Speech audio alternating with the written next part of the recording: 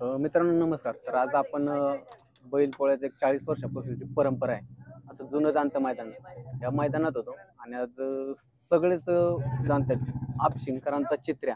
सगळ्यांनाच माहिती आहे आणि आता चर्चेत पण भरपूर आहे कारण का गुलाला दिसतो. पण सगळ्यांना त्याच्या मागचं मालक कोण आहे हे एवढं सांगता येत नाही कारण का चित्र्या सगळ्यांना माहिती आहे आणि गावाचं नाव पण आहे आपशिंगे मोठं. पण मालक कोण आहे तर आज आपण त्यांनाच भेटलं. नमस्कार. नमस्कार. आपली ओळख करून द्या थोडीशी. माझं नाव विश्वजित गणेशराव देशमुख, आपशिंगे मिलिटरी. काय सांगता या क्षेत्रात कसा प्रवेश झाला आणि किती वर्षापासून? आपण मूळचे शेतकरी आहे. आपल्याकडे 3,500 गायी आहेत आणि आपल्या बैल पहिली पळायची त्या ह्याच्यातनं आणि सगळ्या मित्रांच्या चर्चेमधनं आम्ही परत एकदा बैलगाडी क्षेत्रामध्ये येण्याचा निर्णय घेतला. त्याच्यात मग आम्ही पहिली बैल घेतली. आता आमचा दुसरा बैल आहे दुसरा आणि बाकी दावणीला बैल भरपूर आहेत.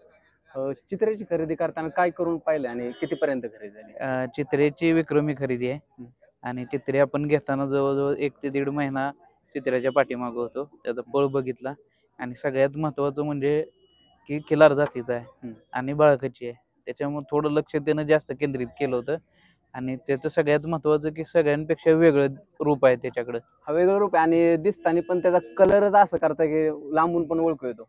हो, मग त्या हिशोबानं थोडं आम्ही बैलाला 1-1.5 महिना बघितलं आणि मुंबईचं खासदार केसरी जे मैदान झालं त्याच्यात चांगला त्यानं सेमी पास केला.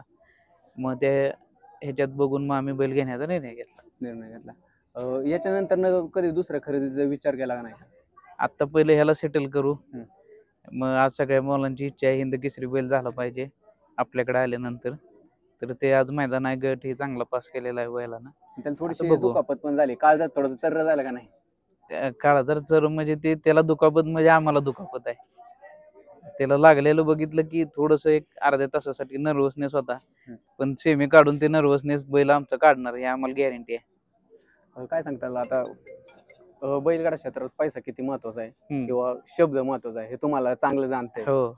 तर एवढा पैसा असून पण पायऱ्याला तुम्हाला अडचण येतात का? उद्या मैदानाने आदल्या दिवशी 12 वाजता आम्हाला बाहेरून कळतं की उद्या बैलच पळायला येणार नाही तुमच्या ज्याच्या बरोबर पायरा झालाय ते. अशा पण गोष्टी आमच्या बरोबर झालेल्या आहेत. पण आम्ही असल्या फालतू गोष्टींकडे लक्ष देत नाही. आमच्या डोक्यात असतं की बाबा बैल आहे, बैल सगळ्यांना करून दाखवेल आणि पैऱ्याच्या हिशोबानं होतील. मग ज्या दिवशी बैल राहील त्या दिवशी मग ज्यांनी पैरे केले नाहीत किंवा काय अडचणी केल्या किंवा काय प्लस मायनस त्यांनी त्यांचे विचार मांडले त्या विचारांना बैल उत्तर देईल. आणि ते उत्तर टायमिंगला दिलेलं आहे बैलानं. म्हणजे 4 दिवसापूर्वी एक जण म्हटली होती की बैल पळू शकत नाही. बैल शेतीचा आहे 2 लाखापर्यंत गिराईक आणलं होतं. तिसऱ्या दिवशी बोरमध्ये बैलानं 1 नंबर केला. म्हणजे जे ट्रोल करतात त्यांना उत्तर पण त्याच टायमिंगला दिले. हो. काय सांगताल आता चित्र भरपूर पळतो तरी पण तुम्ही कोणाला वायदी देता का कोणाकडून वायदी घेता का? आत्ता आम्ही वायदे हा प्रकार आमच्या डोक्यातच ठेवलेला नाही. आम्ही काय हे पैसे कमवण्यासाठी बैल घेतलेलाच नाही. आम्ही असतं की बाबा चांगला पैरा होऊन चांगल्या पैऱ्यामध्ये बैल पळावा आणि नंबरात राहावा हे आमच्या डोक्यात असतं. मग तो बैल चांगला मोठा असा किंवा छोटा असो त्या बैलाचा पळ बघून सगळ्या गोष्टी बघून आमचे मित्रमंडळी आहेत ते सगळं ठरवत असतात. आता चित्र्याचं नाव सगळीकडे आहे. हो. बऱ्यापैकी तुमचं नाव या क्षेत्रात सर्वत्र ओळखू लागले. कसं काय वाटतं चित्रामुळे तुम्हाला कितीपर्यंत ओळख भेटली? एक तर बिझनेस आणि बाकी गोष्टींमुळे ते वर्कलोड असतो भरपूर. परंतु बैलगाडी क्षेत्राने चित्र्याला घेतल्यापासून तळागाळापर्यंत आपली ओळख पोचलेली आहे. आणि आपशिंग गावचं नाव तुमच्या कुठेतरी वरपर्यंत पोहोचलेलं. हो. नाही आमचं सगळ्यात पहिलं जे हे होतं सगळ्या मुलांचं बोलणं होतं की बाबा आपशिंगे गावचं नाव पहिलं आलं पाहिजे. त्याच्यामुळे तुम्ही पहिलं बघितलं असेल तर गाडी ही गावच्या नावानेच पळत होती. आणि याचा नक्कीच गाववाल्यांना पण अभिमान असेल ना, तुमच्या हृदयात पण थोडासा अभिमान वाटत. हो. गावचं नाव सर्वत्र चर्चा असते की गोठा बघाव तर तुमचा गोठा बघाव. त्याच्या मागचं काय असतं त्याचा सांगा एकदा. गोठा पण कसा आहे? आपण गोठा व्यवस्थापन आणि त्या ज्याच्यासाठी लागणाऱ्या सगळ्या योग्य गोष्टी आहेत त्या प्रॉपर आपण सेट केलेल्या आहेत. आपल्याकडे 30 वर्षाचा जो अनुभव आहे एका गायीपासून आपण इथपर्यंत पोहोचलेलो आहे. तर काय केलं पाहिजे काय नाही केलं पाहिजे ह्या सगळ्याचा विचार करून आपण गोठ्याची व्यवस्थापन आणि त्या पद्धतीने आपण गोठा सेट केलेला आहे. काय सांगताल की एवढे गायी आहेत घरी, भरपूर गायी आहेत, तरी पण खरेदीचा विचार का केला? कधी असं वाटलं नाही का घरी एखादी नाही का पैदास तयार करावी तीच पळवावी? घरी पैदास आहे आपली आता वासरं आहेत, पण त्यांना तयार व्हायला 2, 2.5, 3 वर्ष तरी जाणार. पण सगळ्यांची इच्छा होती की बाबा खिलार बैल असावा आणि हा बैल डोळ्यात बसला होताच. म्हणलं काही झालं तरी हा बैल घ्यायचाच. आणि खरेदी केल्याचं सार्थक झाल्यासारखं वाटलं का तुम्हाला? हो हो. नक्कीच. आता भरपूर मोठमोठी मैदानं होतात. कधी कधी आता परत 16-17 पण मैदान आहे. काय वाटतं पुढचे नियोजन कसे असतील? आज पळल्यानंतर सेमी निघाल्यानंतर त्या गोष्टीचा विचार होईल. आणि चित्र्याचं नियोजन कोण करतं? चित्राचं नियोजन आमचे बंधू मित्र आहेत अनिकेत निकम आणि आमची सगळी टीम करत असते. काय सांगाल तुम्ही मैदानात जास्त प्रमाणात दिसत का नाही? कधी कधी क्वचितच दिसता. कामाचा व्याप असतो भरपूर, काम भरपूर असतं, वर्कलोड आहे. मग सगळ्यांची इच्छा असली आणि थोडासा वेळ मग ऍडजस्ट झाला की मग मी येत असतो मैदानात.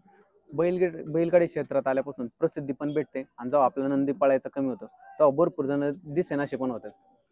आम्ही सगळ्यात महत्वाचं की प्रसिद्धी आणि ह्या गोष्टीचा विचार करून बैल घेतलेला आहे. मग बैल पुढे जाऊन शेवटी बैल आहे आणि ते जीव आहे जिवंत. मग तो कमी येणार जास्त होणार, तो त्याचं काम त्यावेळी तो करून पूर्ण करत असतो. त्यामुळे आम्ही पहिल्या दिवशीच आमचं असतं की बाबा बैलानं मार खाऊ किंवा कमी पळू काय हो, नाराज होऊन कोणी व्हायचं नाही. एवढं मोठं क्षेत्र आहे बैलगाडी क्षेत्र, खूप मोठं आहे. त्यात आतापर्यंत भरपूर बदल पण झालेत. हो. तुम्हाला काय वाटतं आतापर्यंत जेवढे बदल झाले ते योग्य आहे का अजून काहीतरी बदल केले पाहिजे? आता आहे ते आत्ताच्या स्तरासाठी योग्य सगळे बदल आहेत ते चांगले आहेत. आता चित्र्या भरपूर ठिकाणी पळालाय, टॉपच्या पायऱ्यात पण पळालाय आणि 2 नंबरच्या पायऱ्यात पण पळालाय. काय वाटतं तुम्हाला त्याची कितपत रेंज आणि अजून कोणाकोणाच्या गळ्यात पळायची इच्छा आहे? अजून बऱ्याच नंदींबरोबर पळायची इच्छा आहे. नियोजन कसं होतंय काय होतंय त्या हिशोबावर आम्ही पळणार आहे पुढे. बैलगाडी क्षेत्रात आल्यापासून अनुभव काय काय आले? अनुभव बरेच आले, मग ते शेअर करायच्या पुढचे पण आहेत, पण आम्ही पेशन्सली कूल डोक्यावर बर्फ ठेवून सगळ्या गोष्टी करत असतो. बैलगाडी क्षेत्रात डोक्यावर बर्फ घेऊन किती महत्वाचं आहे शांत राहणे? 99.99% डोक्यावर बर्फ ठेवूनच राहिलं पाहिजे. म्हणजे ईर्ष्या करून चालणार नाही तर? अजिबात नाही. अजिबात नाही. काय म्हणतात आता इथून पुढे चित्र्या पण पळत राहील, भरपूर मोठमोठे नियोजन पण होत राहतील. असे कोणकोणते नंदी राहतील की तुम्हाला त्यांच्या गळ्यात पळायचंय? आता मथुरी एक आहे आणि अजून 2-3 नंदी आहेत. त्यांचं चालू आहे, आमचे मित्रमंडळी अनिकेत वगैरे सगळं अप्रोच करत असतात, चालू असतं त्यांचं. ज्यावेळी आता आपला बैल सगळ्यांना नजरेवर यायला लागलाय त्याच्यामुळे आता होतील पैरे व्यवस्थित. ज्यावेळी आपला नंदी पळेल त्यावेळेस कधी कोणाला पैरा मागायची गरज पण लागणार नाही, कारण का आपोआपच आपल्याकडे पैरे आहेत. हो हो. असं आमचं तत्व काय आहे एक तुम्हाला सांगतो की बाबा आम्ही जास्त कोणाच्या पाठीमागे लागत नाही आणि मग परत ते गिल्ट फील करून घेत नाही आम्ही कधी. त्याच्यामुळे आमचं असतं की बाबा योग्य पैरे व्हावे, व्यवस्थित व्हावे आणि सगळे सुरळीत पैरे व्हावे, विना तक्रार विना किरकिर. चित्रे आल्यापासून घरात काय का सुखद क्षण कोणचा आहे? चित्रे आल्यापासून जित्र्यानं बैजान मारलं सगळी मुलं खुश असतात, आमचा तो आनंद असतो. मग ते आठवड्यातून एकदा तरी सुखद क्षण असतोच आमचा. म्हणजे हा आनंद किती पण पैसा दिला तरी नाही होते. आणि असा कोणता दुःख क्षण की वाईट वाटलं त्या ठिकाणी? आत्ताच आहे. आत्ताच आहे का? गटाला पळून आला आणि पुढे लागलं डोळ्याला. काय बरं सारखं फिरत असतो त्याला थोडासा हात फिरवला की सारखं फिरत असतो. घरी कसं आहे आणि मैदानावर आल्यावर कसं आहे? घरी एकदम शांत आहे. घरी आमचा अनिकेत आहे, त्याच्या बरोबर असतो, त्याच्या मागे बिना कासड्याचा सुद्धा येतो. पण मैदानात आलं की मग रौद्र रूप धारण करतो.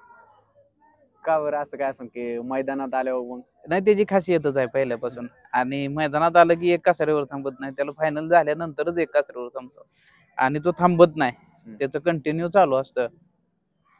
तुम्ही त्याचा पळ बघितलेला आहे? हो. काय वाटतं तो पळतोय कशा प्रकारे आणि खालून कशा प्रकारे वर कसं स्पीड आहे? खाली पण मापामध्ये पळतो, गाडी काढून व्यवस्थितरित्या बैलांना दिली तर पळतो, पुढे आला तर मग निकाला तोंड घालतो. तुमचा गोठा तर सगळ्यांना बघायची इच्छा आहे, कारण का त्यात सर्वत्र चर्चा चालते. कधी आम्हाला चान्स आला तर नक्की तुमच्या गोठ्या येऊ. हो हो. आणि तुमचा थोडासा बहुमूल्य वेळ दिला त्याबद्दल खूप खूप धन्यवाद. धन्यवाद.